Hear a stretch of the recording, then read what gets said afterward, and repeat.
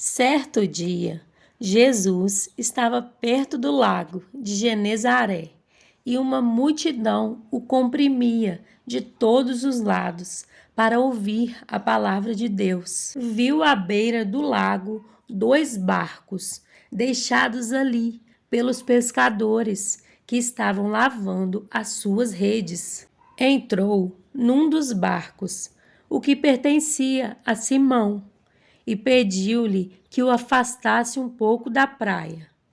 Então sentou-se e do barco ensinava o povo.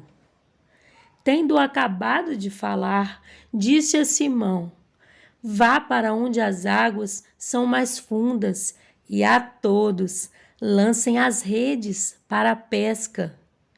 Simão respondeu: Mestre, esforçamo-nos a noite inteira e não pegamos nada. Mas, porque tu és quem está dizendo isto, vou lançar as redes. Quando o fizeram, pegaram tal quantidade de peixe que as redes começaram a rasgar-se. Então fizeram sinais a seus companheiros no outro barco para que viessem ajudá-lo, e eles vieram e encheram ambos os barcos, a ponto de quase começarem a afundar.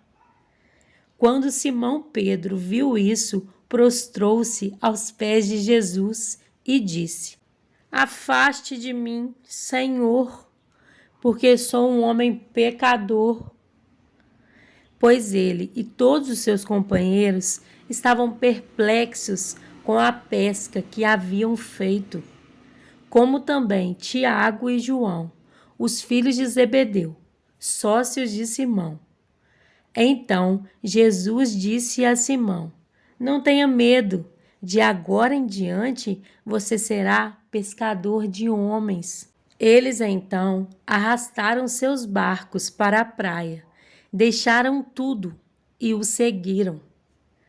Estando Jesus numa das cidades, passou um homem coberto de lepra.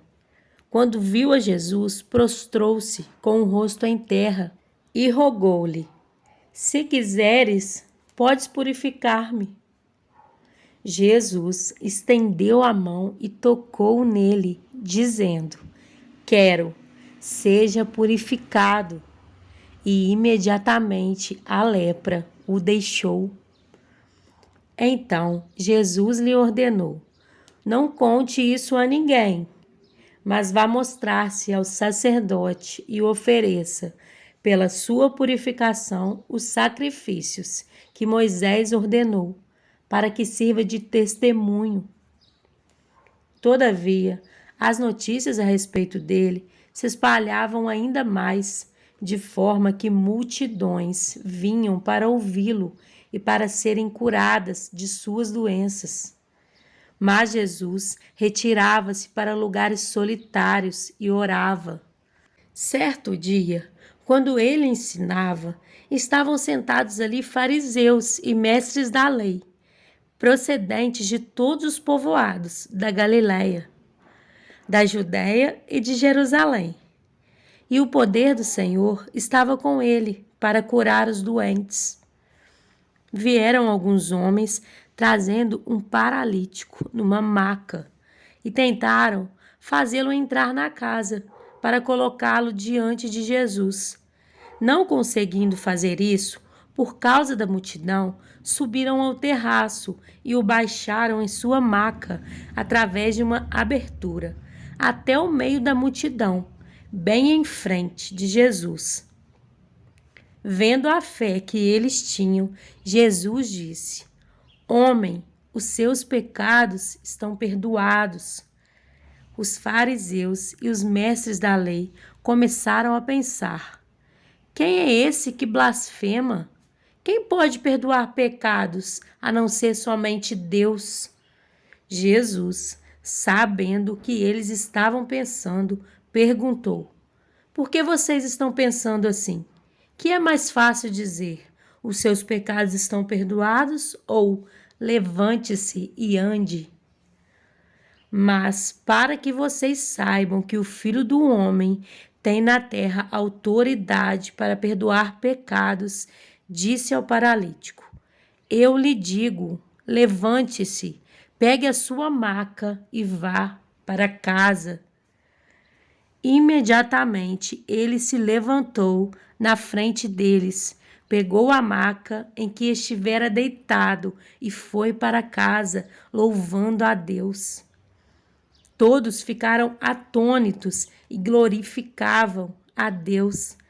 E, cheios de temor, diziam: hoje vimos coisas extraordinárias.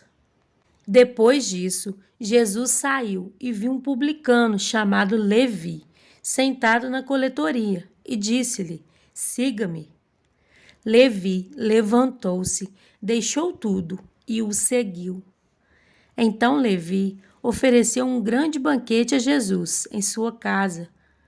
Havia muita gente comendo com eles, publicanos e outras pessoas.